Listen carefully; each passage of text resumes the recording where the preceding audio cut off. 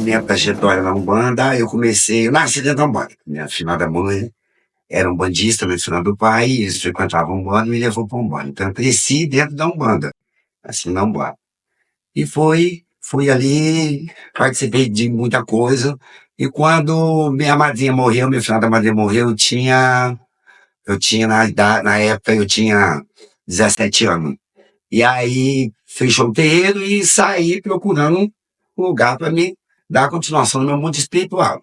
E aí não deu certo num lugar, não deu certo no outro, aí meu caboclo de Umbanda abaixou e disse que era para mim arrumar um congá, que eu ia ser dirigente espiritual de um terreno, que iria me ajudar a tomar conta. Eu abri uma Umbanda, num quartinho pequenininho, comecei ali, que era lá na Vila Baroni, e dali chegou um, chegou outro, o caboclo desenvolveu um, desenvolveu outro.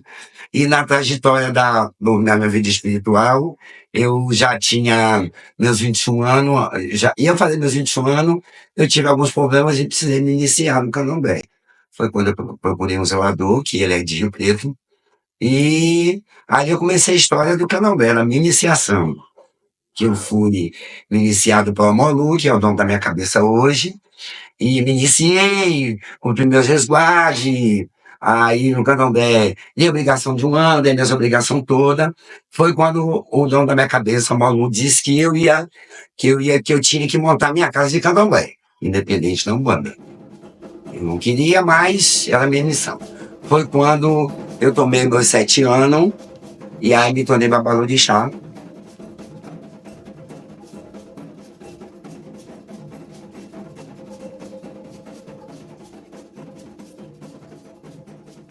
O contexto histórico da chegada das religiões de matriz africana, a gente não tem um registro assim que fala, olha, no dia tal foi fundado um terreiro no bairro tal.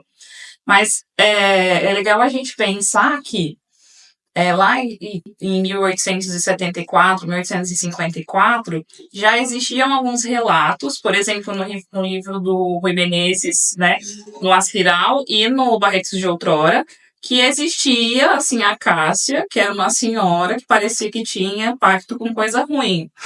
E aí tinha alguns detalhes do diálogo dentro do livro que dizia que ela fazia alguns patuás com alguns alimentos e que na casa dela era a única casa que não faltava nada. Quando ela fazia os patuás dela e pendurava no santo, logo chegavam as pessoas para trazer alimento, banha de porco, para trazer animal já abatido, que começavam a chegar os alimentos na casa dela depois que ela colocava lá no santo, batia nele e falava que na casa dela não podia faltar nenhuma das coisas que estavam lá no patuá.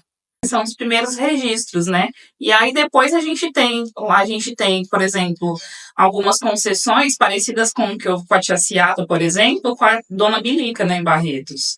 Porque existem vários relatos de história oral que levavam-se as crianças no pediatra para tratar alguma doença, e o próprio pediatra falava assim, olha, vou receitar esse remedinho, mas leva lá na Dona Bilica para ela fazer uma reza que vai ser bom para ele melhorar.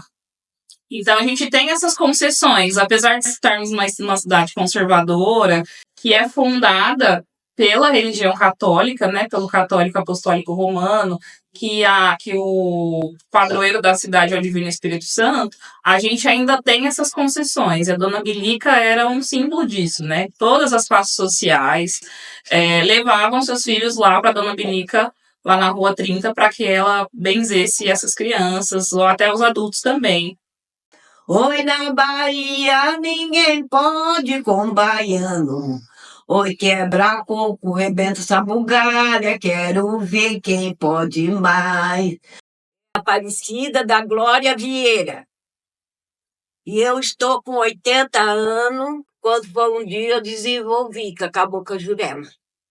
Desenvolvi na minha casa. Aí comecei a fazer trabalho, fazia trabalho para as pessoas, fazia para mim, para a família, e resolvi as causas. Tenho fé em Deus, tenho fé na proteção divina, mas tenho fé nos centros também de Umbanda, de Quimbanda, tudo eu tenho fé.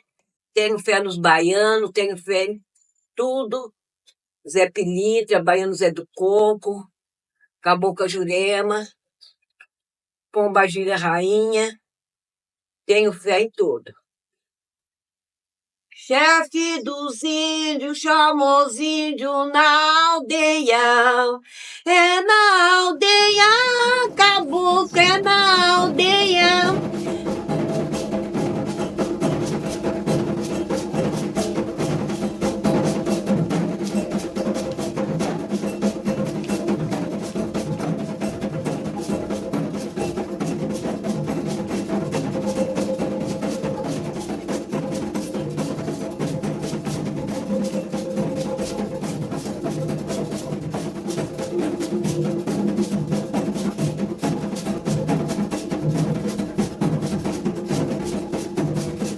Eu cheguei aqui pela dor.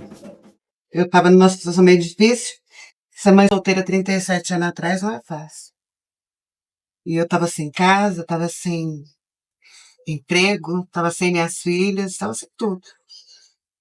Até conhecer Pai Cláudio, até conhecer o Candomblé. O Candomblé, ele me deu casa, ele me deu comida, ele me mandou de volta minhas filhas e me fez conhecer o santo, me fez conhecer o Odé. A partir daí, fiquei aqui um tempo, na época da obrigação, fiz meu santo.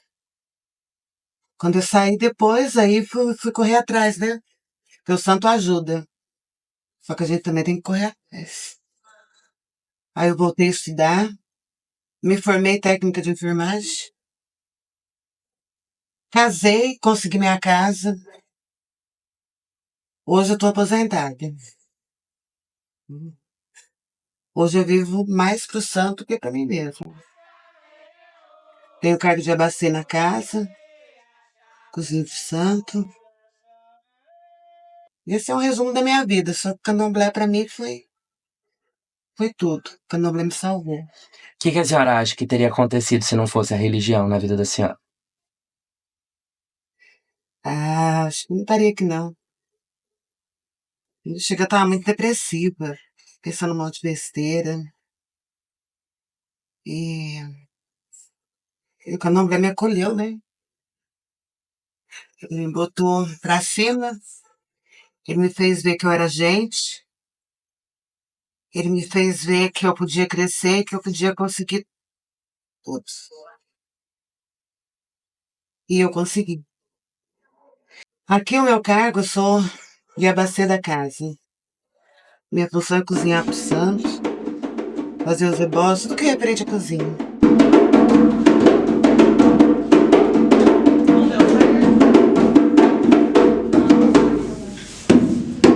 A nossa religião já é uma religião de resistência, né? Então, ser um líder religioso preto, ainda numa fase da minha idade, ainda que está numa fase de conquista, iniciando muita coisa, é muito complexo, né? Principalmente pela questão do preconceito, questão de olhares, muitas das vezes, de incredibilidade, mas é algo que nós vamos lutando, como eu disse, né? Uma religião de resistência, nós vamos resistindo, nós vamos lutando. Vocês sabem que Barreiros é uma cidade, isso já está muito bem dito, né? É uma cidade muito conservadora. A gente fala de cidade dos coronéis. E eu venho falando que é uma senzala sem mão, que ela te dá uma impressão que o nosso povo que está liberto, e não está na questão da religião. Aqui nós estamos tendo muito trabalho, nós temos intolerância. Temos um trabalho da coordenadoria, a gente foi conversar com o delegado para falar da questão, vários terreiros, vários vizinhos chamam simplesmente de intolerância religiosa para atrapalhar os estudos que tem aqui dentro da cidade. Nós temos dentro das escolas municipais, tivemos denúncia, né, do pessoal falar da guia, falar das coisas da história. Então, Barretos é uma cidade que tem que se combater, que tem que fazer vários trabalhos. A gente tem que levar em consideração a resistência, né? Porque ainda hoje é muito complicado se manter um terreiro, um templo religioso de matriz africana, né? Por conta da intolerância religiosa, por conta dessa tradição cristã que a gente tem na nossa cidade, né? A partir da Igreja Católica, das outras denominações de igrejas cristãs que a gente tem, que são mais tradicionais, e levam para o imaginário das pessoas que frequentam essas religiões de que a religião de matriz africana é uma coisa do demônio, né? E uma coisa que a religião de matriz africana não cultua é o demônio, né? Nem existe o demônio na religião de matriz africana, é uma coisa puramente cristã, né? O imaginário cristão que inventou ele. O início, a fundação do terreiro, o primeiro dia que nós tocamos a primeira gira, né? Quem me conhece já sabe, nós já tivemos uma experiência de intolerância religiosa, principalmente sobre a questão de vizinhos, né? Tanto é que o terreiro hoje reside onde está por causa de preconceito, por causa da questão dos vizinhos não aceitarem a questão de um terreiro, de um bando, um terreiro de macumba em uma região onde eles dizia que era nobre. Então é algo muito complicado, é algo muito complexo, que doeu muito no início, mas graças a Deus nós esperamos, estamos aqui, né? Superação. Eu cheguei na religião com a minha mãe carnal, ela era feita de santo, ela era da religião da Umbanda, e depois ela conheceu o Candomblé. Eu conheci a religião quando a minha mãe ia para Praia Grande, na festa de Iemanjá. E ali de pequeno eu fui conhecendo o que era uma praia, o que era uma Umbanda, o que era um Candomblé. E ali eu fui reconhecendo até um certo ponto, com 8 anos de idade, eu entrei numa casa de Umbanda que chama Pai Benedito de Aruanda, que é lá da minha cidade mesmo, e ali eu continuei e fiquei na casa de Umbanda. Uma coisa maravilhosa na minha vida, que eu tive muitas coisas para conhecê-la, os fundamentos, tudo que era uma Umbanda. Fui para Praia Grande de volta, quando o caboclo me catou, o caboclo boiadeiro. E de lá aconteceu que ele me catou na Praia Grande, eu não sabia o que era, deixei de acontecer tudo. E ali foi vendo, eu não queria ir para Umbanda. Eu queria divertimento, eu queria saber mais o que era Umbanda. E ali ele me catou e ficou. Ele ficou ali na Praia Grande das 10 horas da noite até 6 horas da manhã, ele me soltou. A primeira vez que ele me catou. Eu voltei e falei para minha mãe que eu não queria saber disso, porque a religião é complicada, a religião é um compromisso bem sério, firme, e eu falei para ela assim que eu não queria isso para mim. Quando nós chegamos na cidade, teve toque e tudo, teve toque de caboclo de pena junto com o boiadeiro. E ele me catou de novo. No que ele me catou, ele falou, realmente a minha filha vai ser da Umbanda. E ali continuei a minha vida na Umbanda, até eu entrar no Candomblé.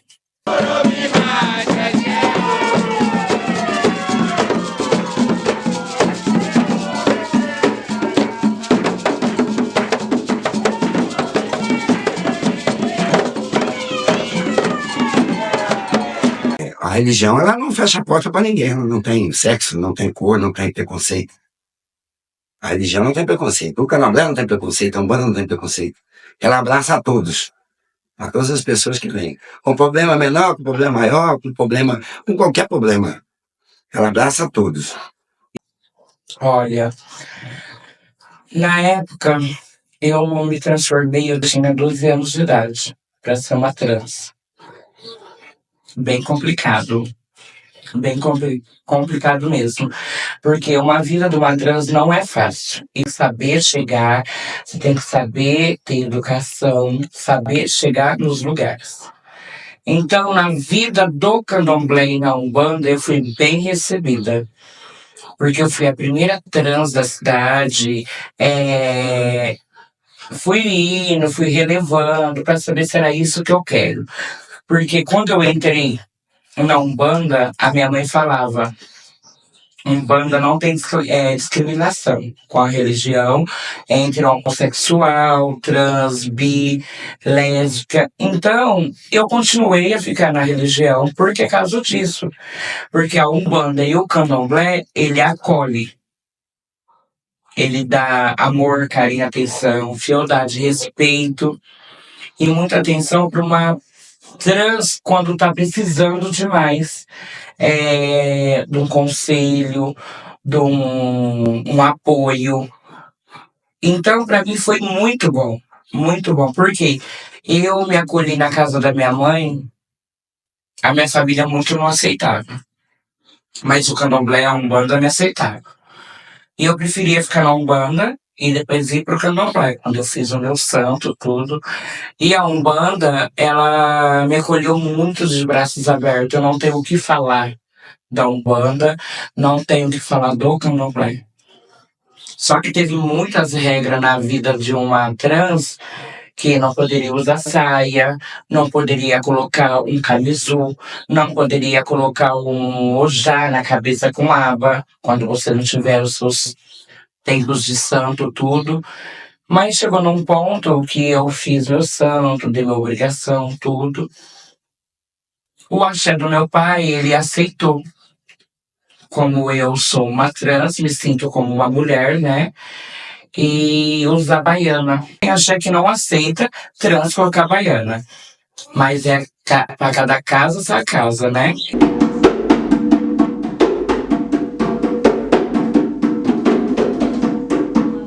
Bom, eu sou de uma família onde somente eu sou da Umbanda. Nesse lugar onde está o terreno aqui que todo mundo está vendo, aqui quando eu tinha mais ou menos, acho que uns 13 anos, eu fico até emocionado falando.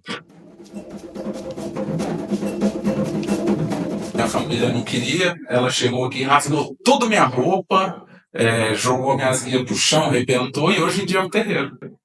Né? Então é algo que supera, é algo que mostra que a gente, como eu falei, né, tá resistindo, tá lutando.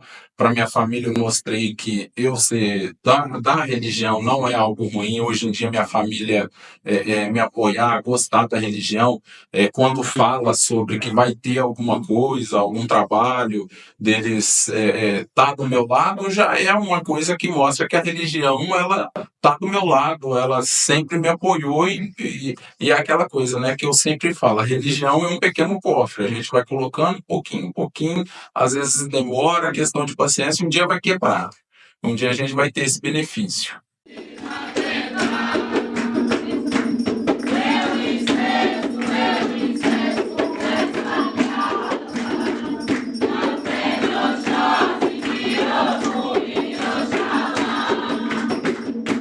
Em quem eu busquei força, em todos, né, cara? Em todos, mas no seu Capa Preta, que é a entidade que sempre me acompanhou, tipo assim, é algo que é indescritível, né? Não tem nem como mensurar. Foi sempre ele do meu lado, eu pedindo, eu chorando, eu lutando, para provar que tudo aquilo que eles achavam que era ruim relacionado à religião, e não ser, né?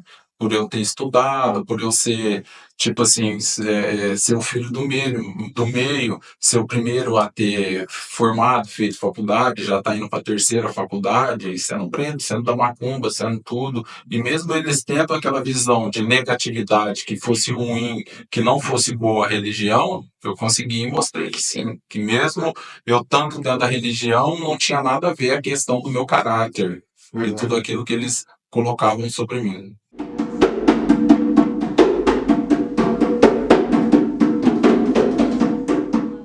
Esse terreiro, graças a Deus, é a questão do congá aqui, né, cara? É igual eu falo, antigamente era um pedacinho ali que eu tinha ali com 2 tijolos e uma pedra em cima, onde toda segunda-feira eu acendo uma vela. Hoje em dia eu falo, precisa crescer, precisa crescer. Mas só de já ter tudo isso aqui já mostra que ele é vivo demais na minha vida, que ele existe e não tem igual. Abre a porta, gente, que lá vem Jesus. Ele vem cansado com o peso da cruz. Quando eu era pequena, eu ia com a minha mãe nos terços, rezar nos cruzeiros, eu desmaiava. Eu ia num lugar assim longe, bem bonito, aí eu voltava. Aí foi indo, fiquei lá em Minas, fui pro Mato Grosso, encontrei um centro lá. Aí quando eu chegava em casa, meu marido me batia para mim não frequentar. Aí eu cansei de apanhar e vim embora para Minas. Cheguei em Minas, no Prata, fiquei lá, fui no centro, mas não. Cada centro que eu ia, eu ficava uns tempos e saía. Um de Norte do marido. Aí vim embora para Barreto, vim doente. Depois peguei Barreto Rua, conheci o centro da Dona Marlene ali. Fiquei lá uns tempos. E lá eu conheci o pai Rafael aí, que é um pai para mim, muito pai mesmo de coração. Eu considero ele um pai de coração. Eu preciso dele, ele está pronto para me servir. Uma religião que eu socorro meus filhos, também os irmãos me pedem ajuda, sempre estou alegre para ajudar. É uma religião que eu não saio dela nunca. Tem muita gente catifica, fala de mim, que eu sou feiticeira aqui. Na minha rua mesmo, tem gente que não chama de feiticeira. Mas minha religião é essa.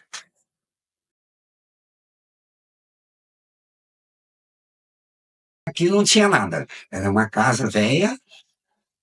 Na realidade, quando eu cheguei, morava uma família aqui e tinha dois quartinhos. A dona da casa me alugou esses 2 quartinhos, onde eu montei meu congá, e ali eu tocava minha umbanda. As pessoas ficavam por lá de fora, que era no quintal, e ali eu só tocava umbanda.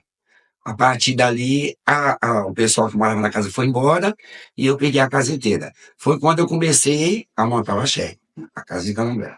Quando eu desenvolvi lá, eu tinha, também em comparação, eu tinha 13 anos. Exu, que é o Exu que me pega até hoje, Exu Veludo. A diferença do Candomblé é que o Candomblé, a Umbanda ela é brasileira, que ela foi fundada no Rio de Janeiro, o seu Fernando de Moraes que fundou, e o Candomblé é africano. O Candomblé veio da África, aí dentro do navio negreiro. Essa é a diferença. O Umbanda são os guias encantados, e o Candomblé, a gente mexe e lida com o orixá. Em Candomblé eu tenho 29 anos, eu vou fazer agora em setembro. E que eu sou raspada, que eu fui confirmada. Em relação a como ser uma mulher negra do Candomblé, eu quebrei todas as regras, né? Todas as regras de uma sociedade preconceituosa, que foi a primeira foi ser mãe solteira, a segunda foi ser negra, e a terceira, ser da religião afrodescendente. Mas, como toda mulher negra é forte, e toda mulher do Candomblé é mais forte ainda, a gente consegue superar tudo isso. Antigamente era mais difícil, mas hoje está mais fácil. A gente tem as leis a nosso favor. A mulher, ela resolveu, aliás, toda da matriz africana resolveu se mostrar quem realmente são, né? E as pessoas têm que respeitar a nossa religião. A nossa religião, a nossa cor, a nossa raça, a nossa pessoa. Eu acho que é isso aí. Hoje está bem mais fácil. Você pode chegar em qualquer lugar vestida de branco, com um anjo na cabeça. A pessoa vai pensar, né? Mas é porque tem lei. Mas o preconceito ainda existe. Mas para mim eu levo uma boa.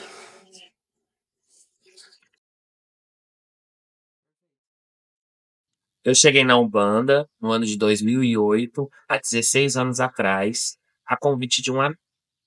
Esse meu amigo me contou, e eu já não vinha há muito tempo, né, me sentindo bem dentro da outra religião que eu fazia parte, né, que eu cresci no meio evangélico, e quando eu conheci a Umbanda, eu fui assistir as primeiras giras, e logo na terceira, quarta gira eu já estava dentro do terreiro, participando da corrente, é, e com o passar do tempo, a Umbanda foi abrindo meus caminhos, foi me trazendo prosperidade, foi me ensinando a caminhar.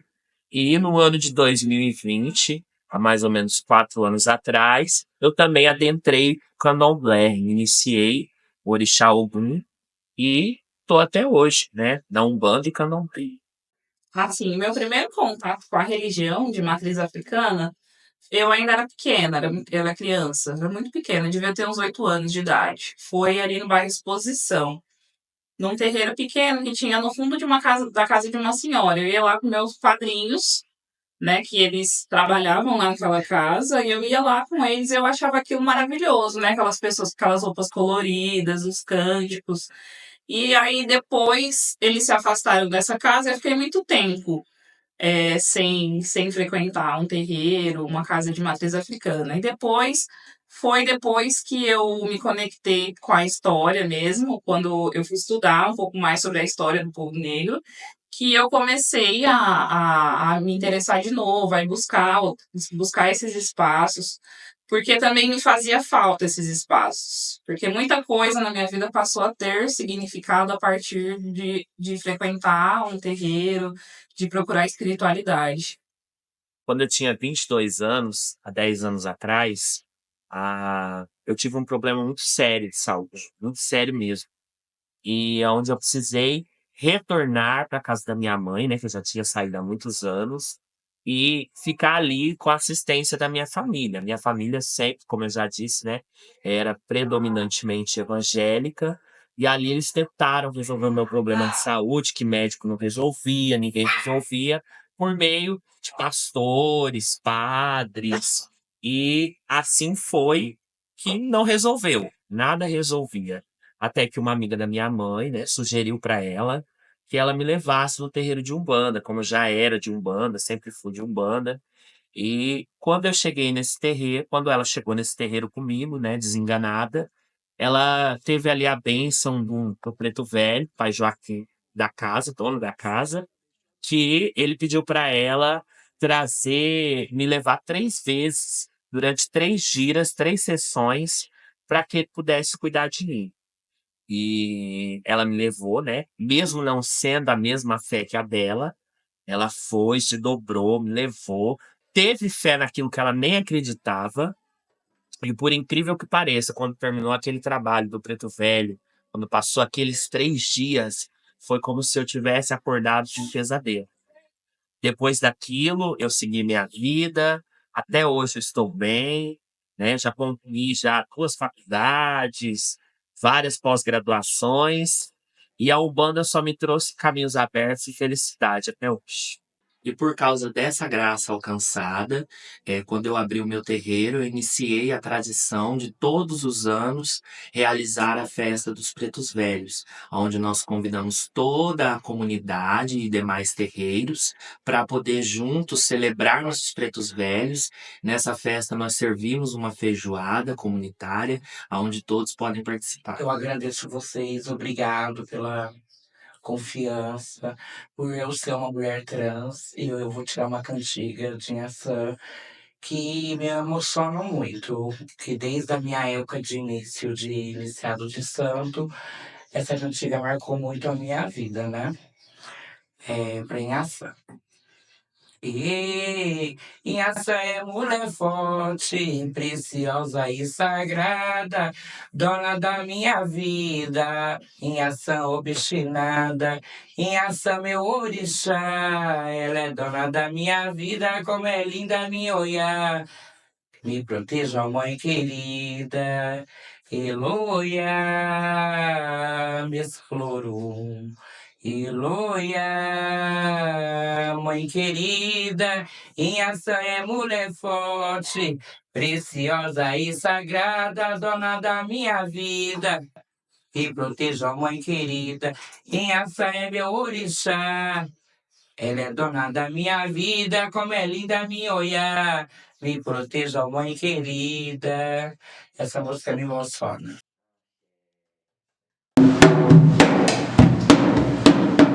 A fé transforma. A fé é a palavra essencial. Ela transforma, ela muda. Ela muda você, ela muda o ser humano. A fé, abaixo de Deus, ela é tudo. É a palavra essencial. O mundo espiritual, o nosso mundo espiritual. Sem fé você não faz nada, não consegue nada.